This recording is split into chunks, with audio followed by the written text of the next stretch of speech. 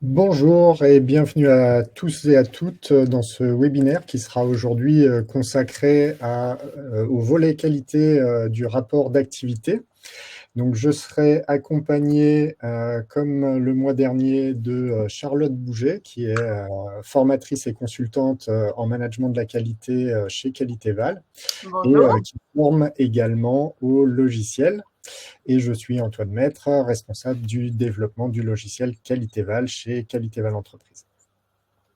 Donc, chez Qualitéval Entreprise, comme vous le savez, nous avons plusieurs services à vous proposer. Donc, évidemment, le logiciel Qualitéval, qui est un logiciel de management de la qualité et des risques pour les ESSMS. Et nous sommes également organisme de formation certifié Calliope. Donc, nous proposons différentes formations et accompagnements métiers, ainsi que toutes les formations au logiciel Qualitéval, bien évidemment. Donc, durant ce webinaire, vous avez plusieurs outils à votre disposition. En bas à droite de votre écran, vous retrouverez un onglet de chat. Je vous invite peut-être à vous présenter. Vous pouvez échanger avec moi. Je vous invite également, si possible, à me confirmer que le son et l'image sont OK pour vous, qu'il n'y a pas de problème. Sinon, vous avez quelques astuces pour essayer de résoudre les choses à votre niveau. Vous avez également à côté de cet onglet chat un onglet questions qui vous permettra de poser tout au long de la présentation vos questions et Charlotte et moi pourrons y répondre à la fin du webinaire. Donc, je vous demande bien de poser vos questions dans la partie questions. Ça permettra à la fin de les afficher directement à l'écran pour y répondre. Ça vous permet aussi tout au long de la présentation de pouvoir voter pour les questions auxquelles vous souhaitez le plus avoir une réponse. On essaiera bien évidemment de répondre à tout, mais ça dépendra du temps disponible et du nombre de questions.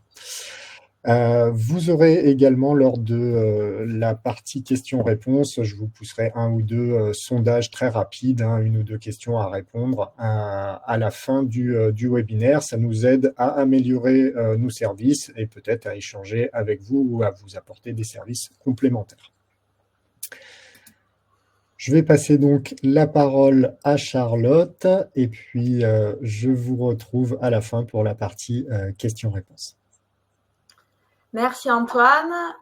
Bonjour à tous. Merci d'être présent pour ce webinaire. Donc, comme le disait Antoine, sur le volet qualité du rapport d'activité. Et donc, pour ce faire, on va, en cette heure qui nous est consacrée, essayer de répondre du coup à ces trois objectifs. C'est tout d'abord de comment identifier les actions donc à mettre en œuvre pour élaborer une démarche d'amélioration continue.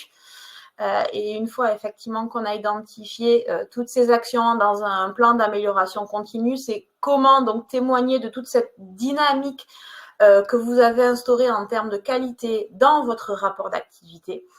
Et à la fin, on verra donc comment tirer parti du logiciel Qualitéval, de tout logiciel qualité finalement, pour montrer que ça nous permet de gagner du temps dans la préparation de tous ces éléments. Alors, un petit contexte réglementaire qui va être très rapide parce que du coup, au niveau de la définition, nous n'avons pas vraiment de définition très formelle de qu'est-ce qu'un rapport d'activité dans les ESSMS. Donc, si on se base, alors, j'ai récupéré l'article 314-50 du Code de l'action sociale et des familles. Un rapport d'activité est joint au compte administratif et décrit, pour l'exercice auquel se rapporte son compte, l'activité et le fonctionnement de l'établissement ou du service. Vous voyez, on a une définition très généraliste qui nous indique pas vraiment derrière qu'est-ce qu'on attend réellement de vous, de structure, dans ce rapport d'activité. Donc, avec Qualitéval, on se base plutôt sur une définition du GEPSO, donc qui est le groupe national des établissements publics sociaux et médico-sociaux, qui nous a donné une définition en 2015 de qu'est-ce que devait contenir un rapport d'activité. Et du coup, le rapport d'activité, c'est un document d'analyse, de pilotage et de dialogue de gestion, dont le but donc est d'objectiver à une fréquence annuelle un certain nombre de données qu'on va voir, relatives donc à l'évolution des publics, de son activité et de rendre compte donc de la politique mise en œuvre au sein de l'établissement en matière de politique budgétaire, sociale et de suivi de la démarche qualité et de gestion des risques. Donc on voit qu'en 2015, effectivement, ce groupe national avait indiqué la partie déjà d'intégration de la démarche qualité dans le rapport d'activité. Mais rien d'obligatoire à ce niveau-là. Donc, pourquoi on en parle aujourd'hui en 2024 parce que du coup, vous avez l'habitude de réaliser ces rapports d'activité, mais maintenant, sans que vous avez, donc c'est l'article 312-203 du Code de l'action sociale et des familles, qui a été révisé avec du coup la réforme de la HAS et des évaluations des ESSMS, qui nous indique que dans le rapport d'activité, on doit finalement mentionner toutes les actions engagées dans le cadre de la démarche qualité. Et donc, pour ce faire, il y a avoir 2 actions. Avant de pouvoir valoriser toutes les actions que vous avez mises en œuvre, il va falloir déjà, finalement, pour vous travailler sur ce plan d'amélioration continue. Suite, on le verra après, à des auto-évaluations, des évaluations, différents audits, des projets d'établissement, etc. Pour pouvoir effectivement enrichir toute votre démarche d'amélioration continue. Et une fois que vous avez travaillé là-dessus, ça va être finalement de présenter finalement lors du rapport d'activité un suivi de ce plan d'amélioration continue. Un suivi du plan d'amélioration continue dans le cadre, suite à une évaluation, dans le cadre des évaluations et des auto-évaluations, mais comme je vous disais tout à l'heure, je vous ai parlé de la démarche qualité. Donc, c'est-à-dire que cet article 312-233 nous indique qu'il faut vraiment valoriser toutes les actions en lien avec la démarche qualité et donc pas uniquement avec la démarche d'évaluation. Donc, vraiment, le point qui est important là-dessus, c'est que dans ce rapport d'activité, vous allez devoir finalement faire mention de toute votre démarche qualité que vous faites au quotidien et pas uniquement dans le cadre de votre évaluation. Alors, le contenu du rapport d'activité. Alors, là-dessus, sur ce rapport d'activité, comme on l'a vu juste avant, le rapport d'activité, on n'a déjà pas une définition très claire et très formelle sur ce niveau-là. Donc, forcément, au niveau de la trame du rapport d'activité, on n'a pas non plus quelque chose de très formalisé. Alors, vous avez, en fonction de vos structures et en fonction de vos ARS, certains, vous devez remplir votre rapport d'activité sous une trame très spécifique que vous fournit finalement votre autorité de contrôle et de tarification. Mais ce n'est pas la majorité des personnes qui est normalement présente au sein de ce webinaire. Donc, au sein de QualitéVal, on a regardé un petit peu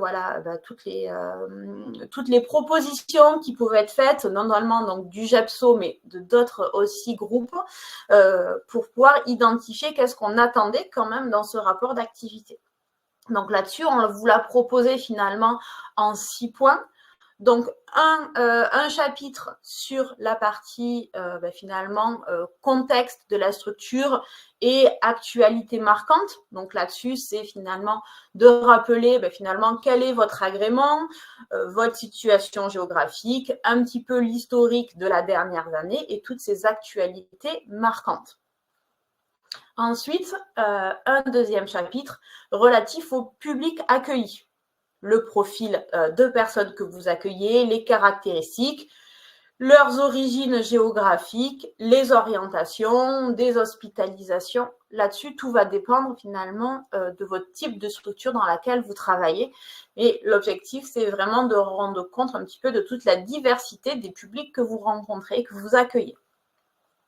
Ensuite, un chapitre relatif à l'activité. L'activité, ça va être les effectifs finalement, les personnes que vous accueillez, si vous travaillez par exemple par service, par étage, au niveau de votre taux d'occupation, les nombres de journées d'accueil, le nombre finalement de situations accompagnées, tout dépend pareil de votre structure et de votre fonctionnement. L'idée, ça va être vraiment de relater toute l'activité que vous avez eue sur l'année 2023. Ensuite, un chapitre relatif à l'accompagnement. Donc là, on rentre un peu plus dans le détail. Ça va être effectivement en lien avec votre document, votre dossier unique de l'usager que vous avez sur différents logiciels. L'idée, ça va être de pouvoir aussi faire des stats là-dessus pour dire, par exemple, si on est une structure dans le handicap avec la nomenclature Séraphin, d'identifier le nombre d'actes par rapport à ces nomenclatures-là. Si on est sur des structures, par exemple en EHPAD aussi, ça va être quel est finalement le nombre d'actes de soins que l'on réalise. Il peut y avoir des parties aussi liées à la partie soins, médicaments, et des parties aussi qui vont concerner aussi toute la partie accompagnement sur les projets personnalisés. C'est des points qui sont aussi très importants dans l'évaluation et donc dans toute la structure, dans tout votre fonctionnement de votre structure. Donc le nombre de projets personnalisés que vous avez pu actualiser sur l'année 2023, le nombre d'activités que vous avez réalisées, le nombre d'animations, le nombre de partenaires. Tout ça, vous allez pouvoir le valoriser finalement dans ce chapitre 4. Dans le chapitre 5, un chapitre relatif au bilan social. Donc, c'est là où vous allez identifier l'organigramme, la qualification des professionnels, la partie aussi formation avec le nombre d'heures de formation dispensées sur l'année avec les grandes thématiques, la partie absentéisme, recrutement, CDI, CDD, etc., etc. Et enfin, le chapitre 6, donc du coup, qu'on vous a rajouté sur, effectivement, la partie démarche, qualité et gestion des risques. Donc, ce chapitre-là, c'est ce qu'on va voir, effectivement, dans les diapos suivantes. Donc, on vous l'a intégré, effectivement, tel quel dans cette trame du rapport d'activité pour que vraiment, ça soit un point qui soit valorisé. Au jour d'aujourd'hui, on ne dit pas que vous ne le faisiez pas. Certains, effectivement, avaient déjà rajouté cet onglet-là, ce chapitre-là. D'autres ne l'avaient pas fait et on pouvait retrouver des informations sur cette démarche qualité un petit peu au fil des chapitres. Que là, maintenant, on a identifié un chapitre spécifique pour vraiment, effectivement, asseoir toute cette démarche qualité que vous faites au quotidien. Alors, sur la partie identifier des actions d'amélioration. Comme je vous le disais là-dessus, sur cette partie-là, avant de pouvoir valoriser toutes les actions que vous avez engagées, il va falloir les planifier, les mettre en œuvre et les tracer effectivement dans un plan d'amélioration continue. Donc, là-dessus, excusez-moi, sur cette partie-là, la démarche qualité, donc pour le petit rappel, ça consiste du coup à mener des actions qui soient du coup permanentes, pérennes, durables, pour améliorer finalement l'ensemble de l'organisation de la structure.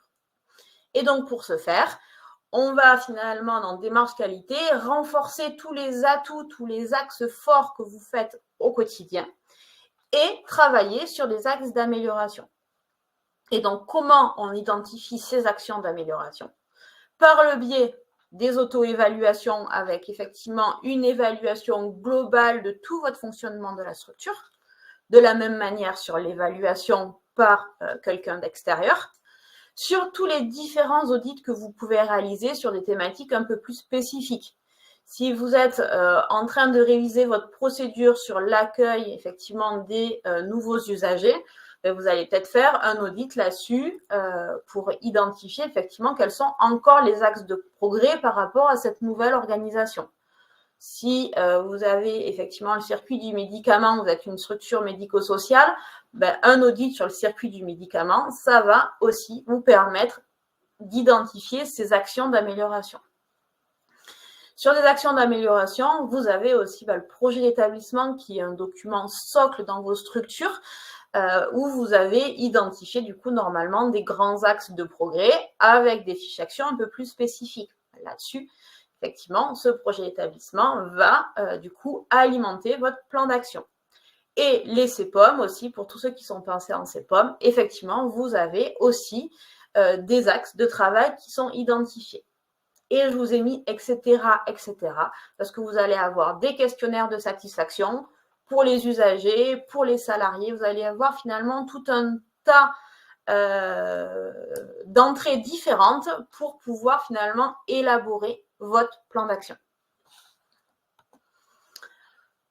Donc, une fois, on va se recentrer finalement sur l'auto-évaluation et l'évaluation.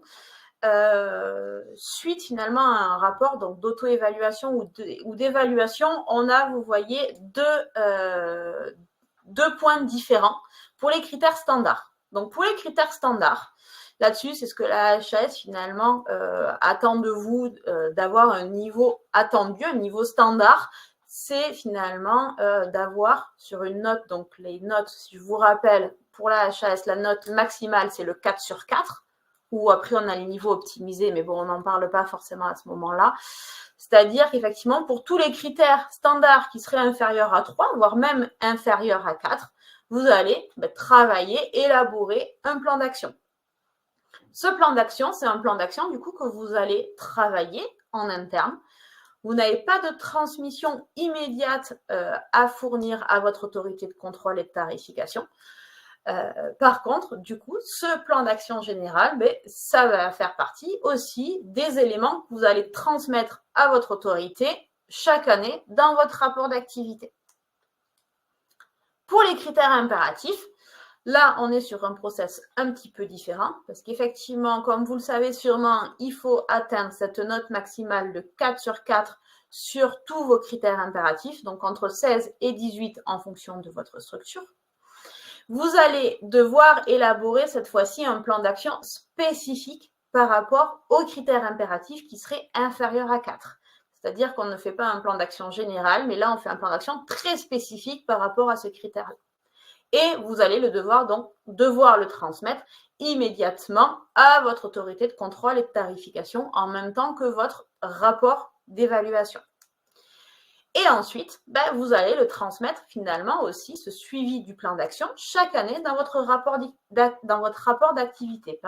De la même manière que les critères standards, là, vous allez aussi intégrer finalement toutes les actions que vous êtes en train de mener pour finalement vous améliorer sur ces critères impératifs, mais également ces critères standards. Entre parenthèses, je vous ai marqué « et plus si demandé par votre autorité ».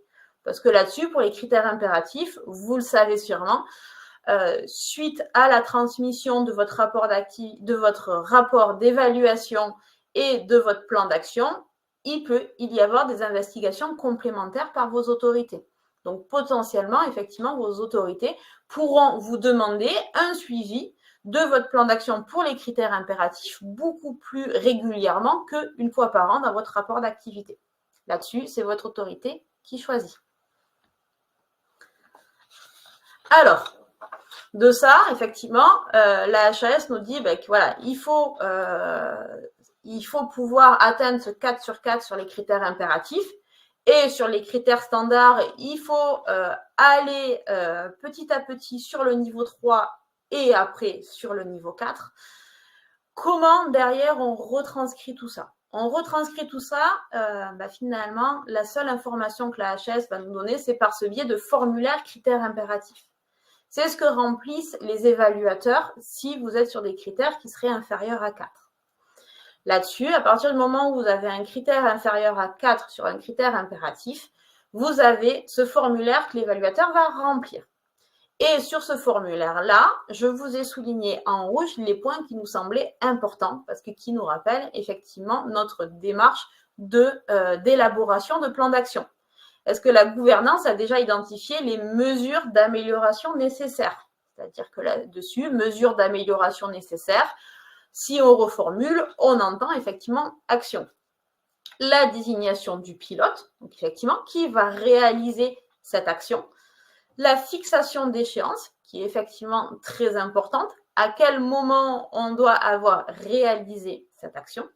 Et enfin, des évaluations et des suivis. C'est-à-dire que là-dessus, quelles sont les mesures de suivi que vous mettez en œuvre pour vous assurer que ces actions sont bien réalisées. Donc, on voit bien déjà que sur ce formulaire critères impératifs, on a déjà des explications sur qu'est-ce qu'attend la HAS de vous et quels sont les éléments vraiment à ne pas oublier. Quand on rédige un plan d'action, on a parfois tendance à oublier un petit peu comment on va s'assurer du suivi. Et là, on voit bien effectivement que dans ce formulaire attendu de la HAS, on veut vraiment le suivi qui soit intégré. Alors, par rapport à ça, je vous donne un exemple concret d'un rapport d'évaluation ou d'auto-évaluation finalement sur un critère impératif. L'établissement organise le recueil et le traitement des événements indésirables. Suite à ça, l'évaluateur, par rapport aux échanges qu'il a pu avoir avec la gouvernance, il vous a signifié donc que la procédure des événements indésirables est finalisée, mais n'est pas encore connue des salariés. La trame de déclaration est créée également, mais n'est pas régulièrement utilisée. Les professionnels échangent avec le chef de service sur les événements indésirables sans traçabilité systématique. L'équipe de direction prend un temps pour échanger sur les actions mises en place avec des informations dans les comptes rendus. Des temps d'échange entre les équipes ont lieu lors des réunions pour que l'information circule et que l'équipe de direction puisse avoir l'information de ces types d'événements. Des comptes rendus des réunions sont disponibles, mais ne retracent pas ces temps sur les événements indésirables. Le CVS n'est pas associé dans le traitement des événements indésirables. Donc ça, c'est effectivement un exemple concret de ce que pourrait indiquer un évaluateur suite à la rencontre avec la gouvernance. Pour rappel, lors des évaluations, les évaluateurs ne font que des constats. Ils ne vous font pas des préconisations, des recommandations d'action. C'est-à-dire que suite à ce commentaire-là, vous allez finalement devoir rédiger un plan d'action spécifique, parce que du coup, c'est un critère impératif, pour effectivement, après, atteindre cette note maximale du 4 sur 4. Donc là-dessus, par rapport à ça, je vous donne un exemple de plan d'action pour effectivement répondre à ce critère. Donc, sur l'objectif qui est, donc l'objectif de la HAS, assurer le recueil et le traitement des événements indésirables, on se base déjà sur la partie recueil, et après on se basera sur la partie traitement, mais déjà sur la partie recueil. Et là-dessus, on voit que j'ai identifié 6 étapes. Alors ça, ce ne sont que des préconisations d'étapes aussi. Là, c'est vraiment un exemple que je vous donne. Ça ne veut pas dire qu'il faut que vous ayez tout ça et que ces 6 actions-là vous permettraient aussi d'avoir un 4 sur 4. Vous avez effectivement plusieurs moyens d'arriver au 4 sur 4 pour cet objectif-là. Ce n'est qu'un des moyens pour y arriver. Donc là-dessus, c'est tout d'abord effectivement d'élaborer une procédure des événements indésirables. Vous voyez qu'en priorité, on vous a mis une priorité haute. Pourquoi? Parce que du coup, c'est un critère impératif. Le pilote, finalement, qui va devoir réaliser l'action. Et l'origine, je vous ai intégré le 3.13.1, donc qui est le numéro du critère finalement de la HAS, qui vous permet effectivement de voir que c'est un critère impératif. Pour ceux qui n'utilisent pas de logiciel en origine, vous pourriez mettre évaluation, auto-évaluation, critères impératifs.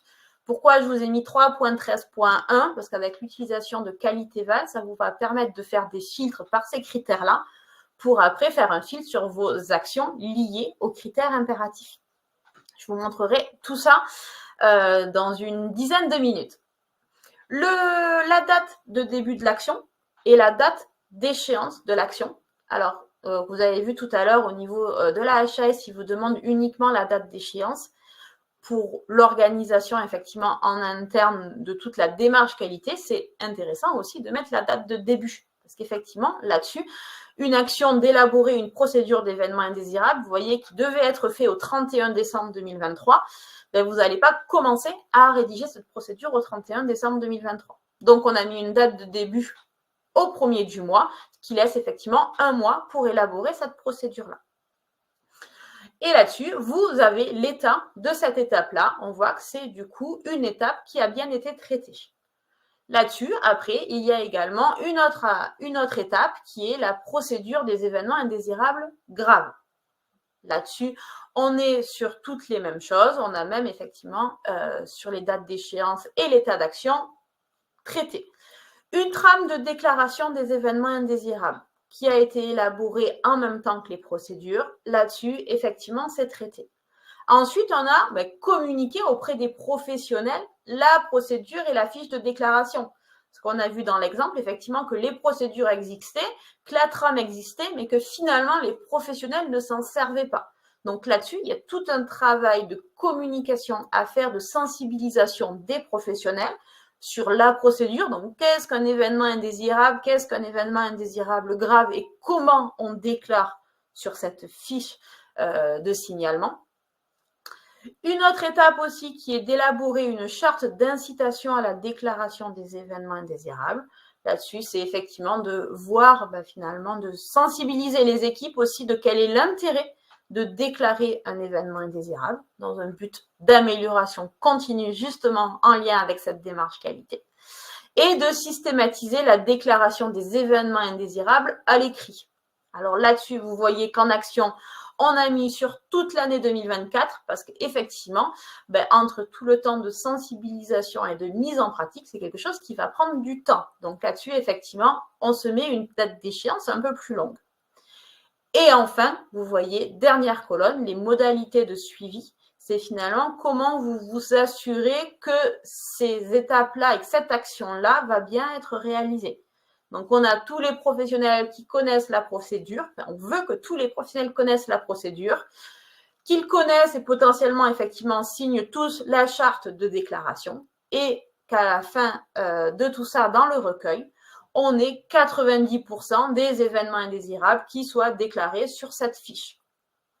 Pourquoi 90 et pas 100 100 étant effectivement l'objectif final, mais on sait quand même très bien, et surtout là pour une première année d'utilisation de l'écrit pour la déclaration des événements indésirables, que l'objectif de 100 est peut-être quand même un petit peu trop prétentieux.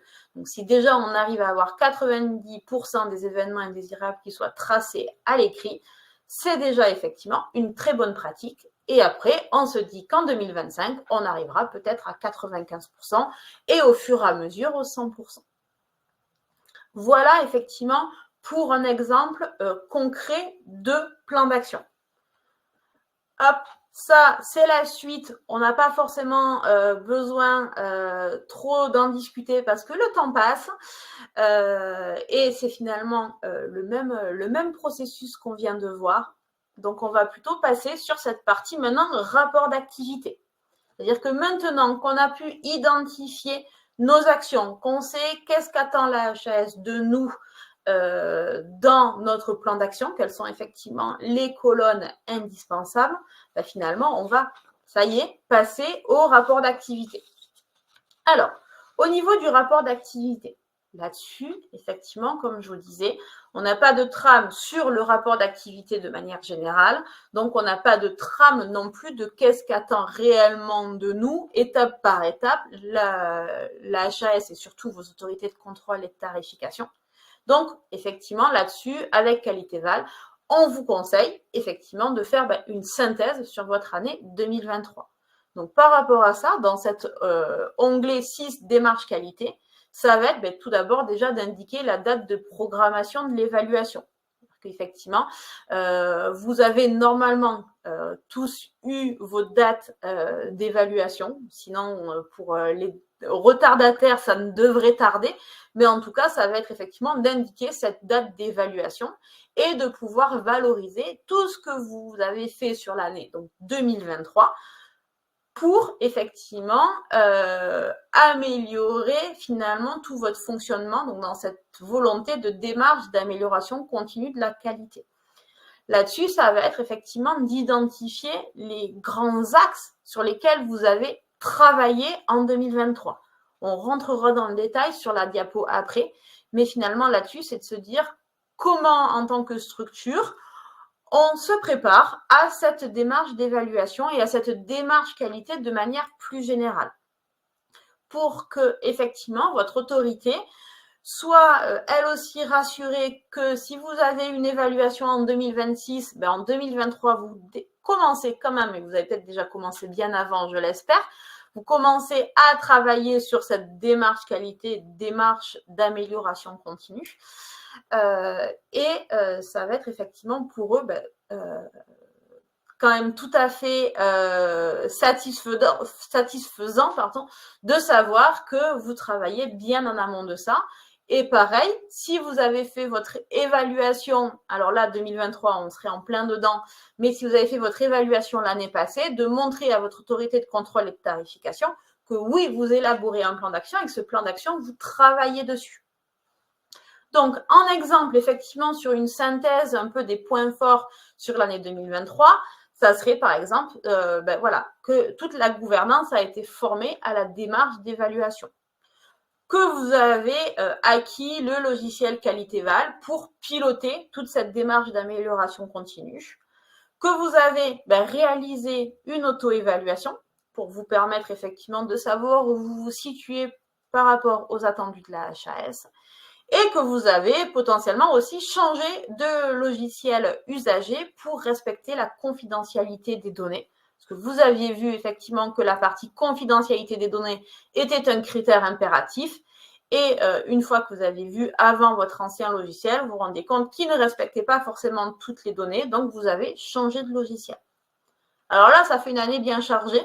Mais ce sont effectivement des exemples pour vous permettre effectivement d'alimenter cette synthèse-là. L'objectif, c'est de faire quelques lignes, c'est pas de faire des pages et des pages, mais pour valoriser toutes les actions de manière générale, tous les grands projets que vous avez engagés. Et ensuite, ça va être de rentrer finalement un peu plus dans le détail. Dans le détail sur tout ce que vous avez réalisé en 2023. Donc, toutes les actions que vous avez mises en œuvre en 2023.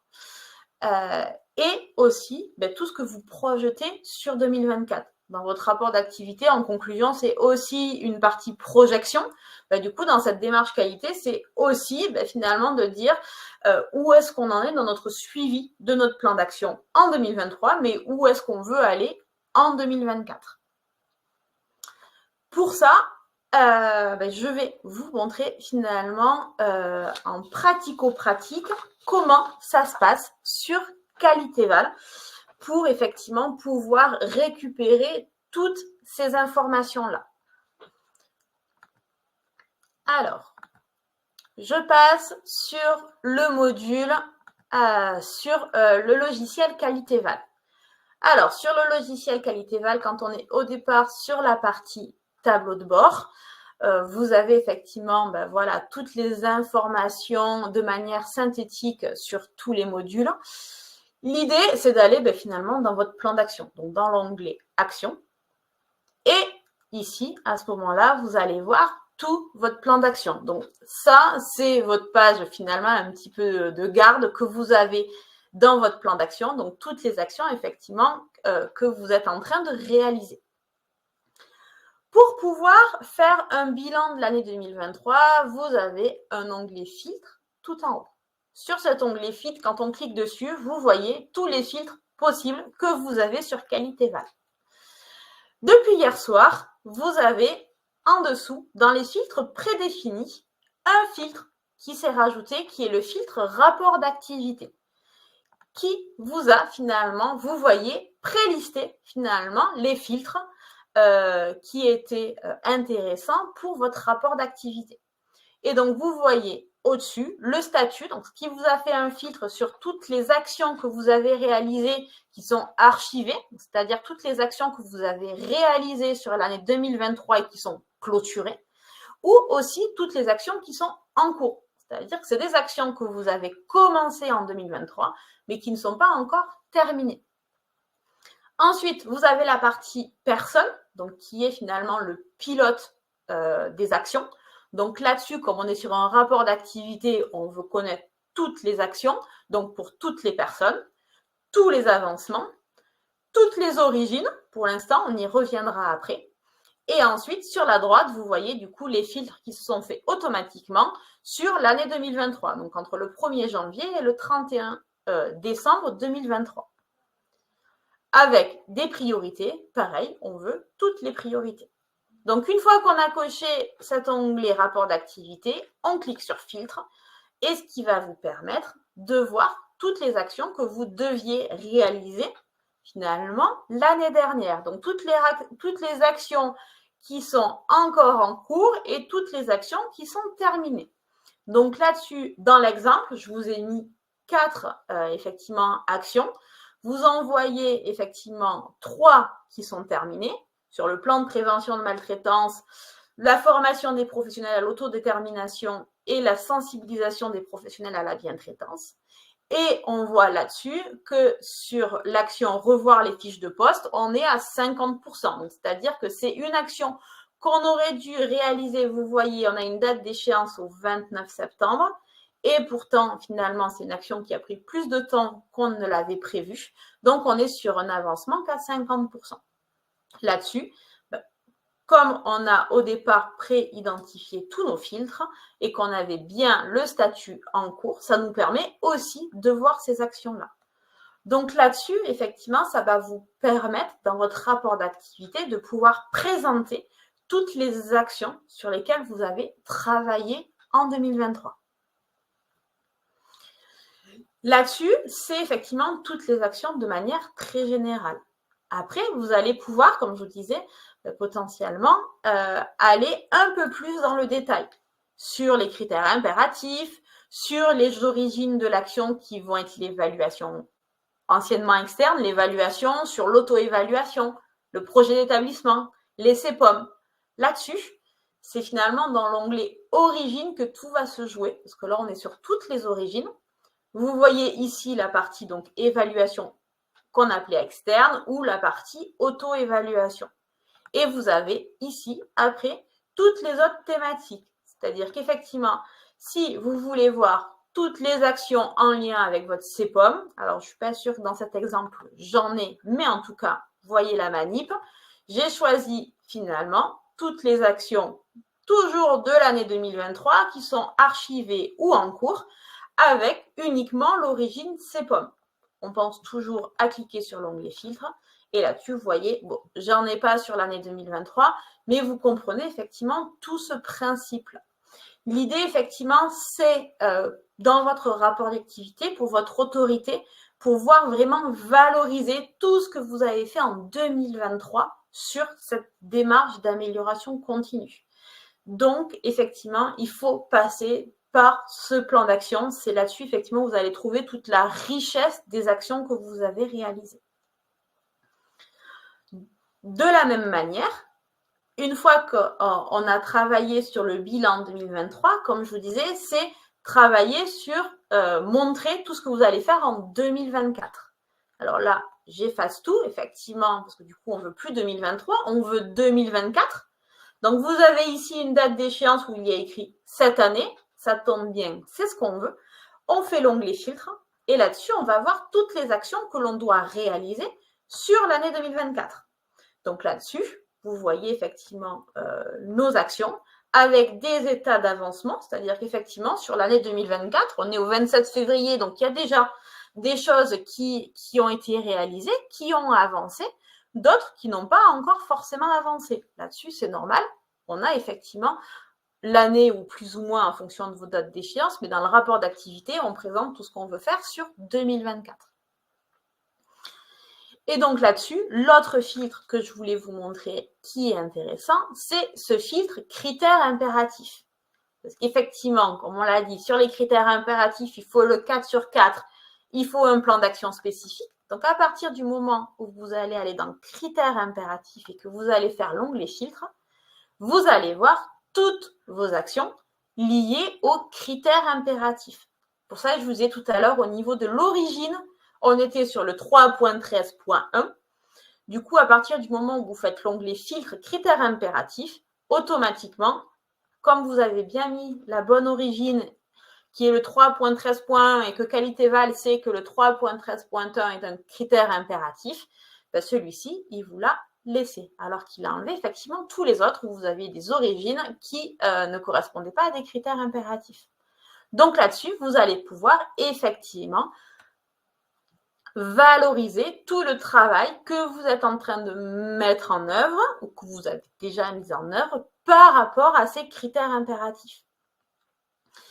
Et là-dessus, vous retrouvez effectivement toutes les informations que vous demande la HAS, à savoir l'action, la date d'échéance, le pilote. Et enfin, on avait parlé des modalités de suivi. Donc là-dessus, pour voir les modalités de suivi, par contre, il faut cliquer sur la fiche action et tout en bas de la fiche action, vous avez la partie informations complémentaires où vous pouvez rajouter des informations. Vous avez plusieurs listings. Donc là-dessus, au niveau des indicateurs d'efficacité, c'est les 3 points qu'on a vus tout à l'heure, les 100% qui ont les procédures, qui ont la charte, et les 90% des événements indésirables qui sont déclarés via la fiche d'événements indésirables. Donc là-dessus, effectivement, vous allez également retrouver ces indicateurs d'efficacité qui vont vous permettre d'alimenter tout ça. J'espère que c'est clair. Pour ceux effectivement que ce ne serait pas clair, n'hésitez pas à mettre des petites questions dans l'onglet questions en bas à droite et on reviendra dessus avec Antoine d'ici 2 petites minutes parce qu'on arrive effectivement à la fin de cette présentation avec du coup la conclusion. Hormis maintenant effectivement la réglementation qui vous impose de suivre effectivement les actions dans votre rapport d'activité, quel est l'avantage pour vous de faire tout ça? L'avantage, ça va être aussi de valoriser tout le travail que vous avez effectué. La démarche qualité, c'est aussi une démarche que vous faites au quotidien et finalement, à un moment donné, dans ce rapport d'activité, ça va vous permettre de faire le petit pas de côté pour se dire, ah ben voilà, tout ce qu'on a fait quand même en 2023 en lien avec toutes ces actions qu'on devait réaliser.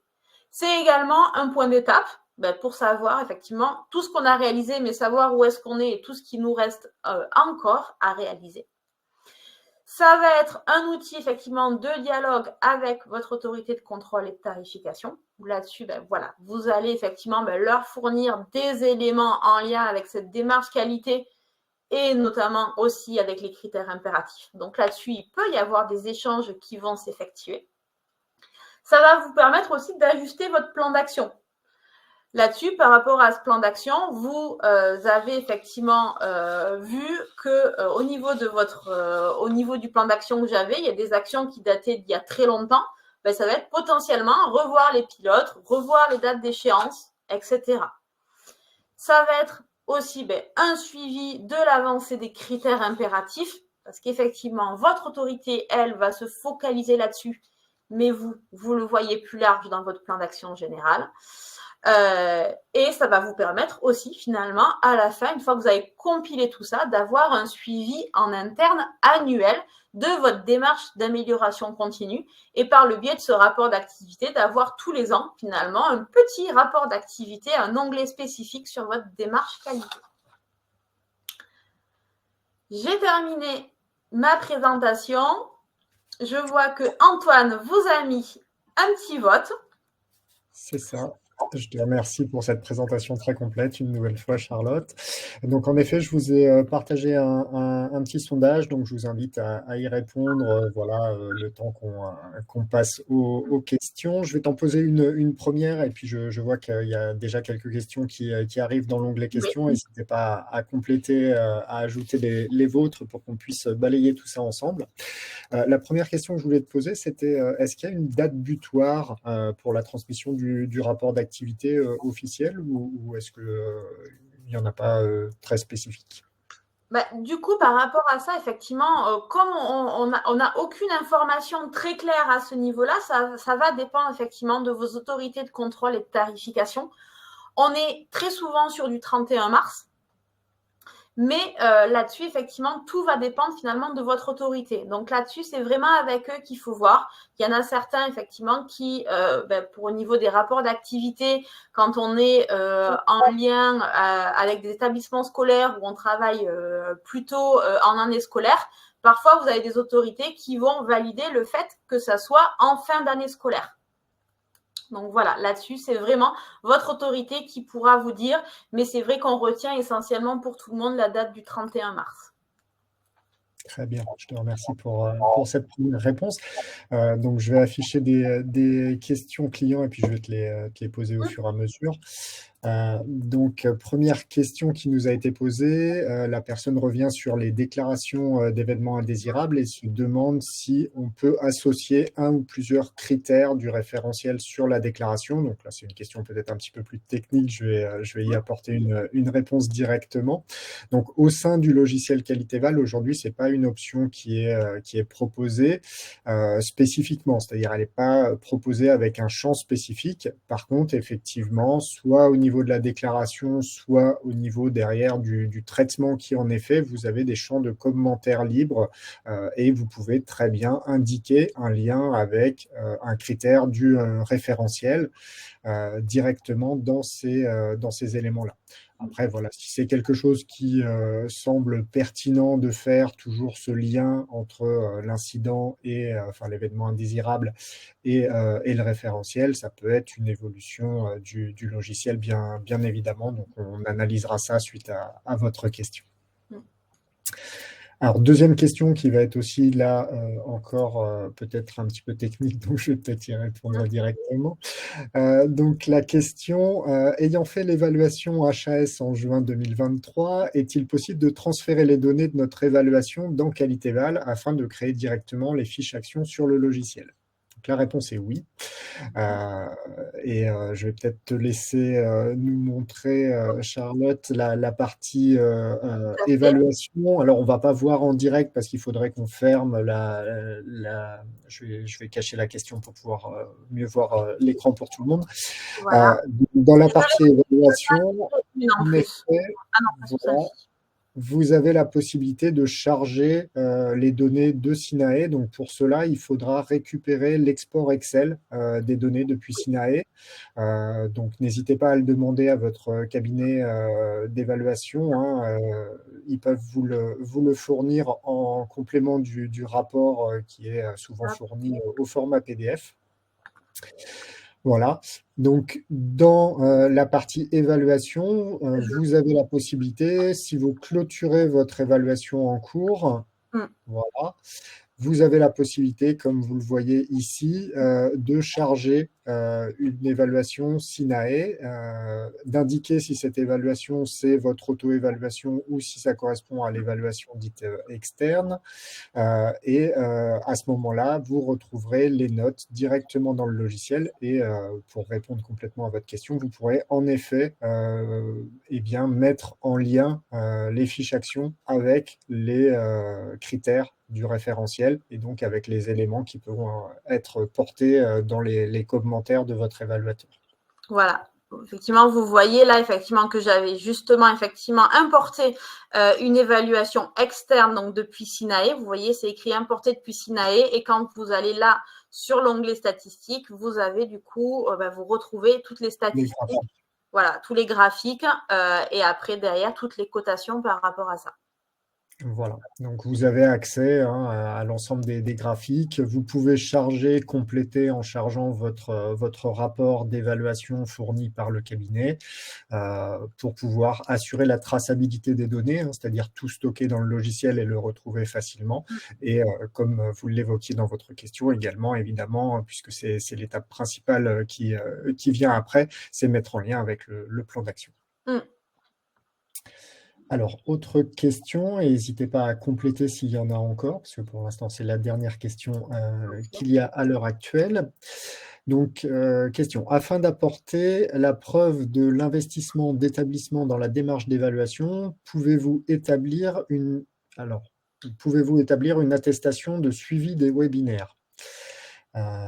Très bien, écoutez, ça, je vais voir avec notre partie centre de formation si on peut fournir des attestations de suivi du webinaire. Madame Robert, de toute façon, j'ai vos coordonnées, donc je vous enverrai ça. On va regarder ça. S'il y a d'autres personnes qui sont concernées, effectivement, ça peut être des choses qui peuvent être pertinentes dans le suivi de formation ou autre. N'hésitez pas à vous rapprocher de nous, hein, soit au niveau du pôle formation, soit à mon niveau. Et puis, on verra ce qu'on peut faire pour vous accompagner à ce niveau-là. Alors oui, question auxquelles j'ai déjà répondu, mais merci Madame Rossi, j'y ai répondu dans le chat de la reposer, comme ça je vais l'indiquer pour tout le monde. Effectivement, le support du webinaire sera transmis, voilà, je pense dans la journée ou d'ici demain, à l'ensemble des personnes qui ont suivi ce webinaire en live. Donc vous aurez tout le support de Charlotte qui est tout à fait complet, et ce qui vous évite de prendre des notes en effet et de pouvoir retrouver toutes les informations et notamment les exemples très complets sur les actions que tu as pu donner. Voilà, a priori pour l'instant pas d'autres questions, donc on va pouvoir passer à la conclusion. Je vais rebasculer, voilà, merci, sur la partie, donc là on était sur la partie questions-réponses. Je vous invite, hein, si vous n'avez pas encore répondu au sondage, à répondre au sondage, hein, ça nous aide à améliorer les webinaires au fur et à mesure et à vous proposer voilà, nos services si vous en avez besoin. Donc, le prochain webinaire aura lieu le 19 mars. Il sera consacré au DUERP, donc à la partie risque professionnel. Son thème, réaliser son DUERP en lien avec la réglementation, et les inscriptions ouvriront à partir de vendredi, donc du 1er mars. Vous pourrez vous inscrire à ce webinaire. Les clients de Qualitéval ont un accès privilégié puisque les places sont limitées. Donc, jusqu'à peu près au 15 du mois, vous pourrez vous inscrire en priorité et ensuite, il sera certainement ouvert à tout le monde. Donc, voilà, dépêchez-vous pour les clients de Qualitéval de vous inscrire tant qu'il y a des places disponibles. Voilà, je vous remercie à tous pour avoir suivi ce webinaire, pour vos questions. Charlotte, je te remercie pour cette présentation très claire et très limpide. Et je vous donne donc rendez-vous le mois prochain, le 19 mars, pour le prochain webinaire proposé par Qualitéval. Merci à tous. Bonne journée. Au revoir. Au revoir.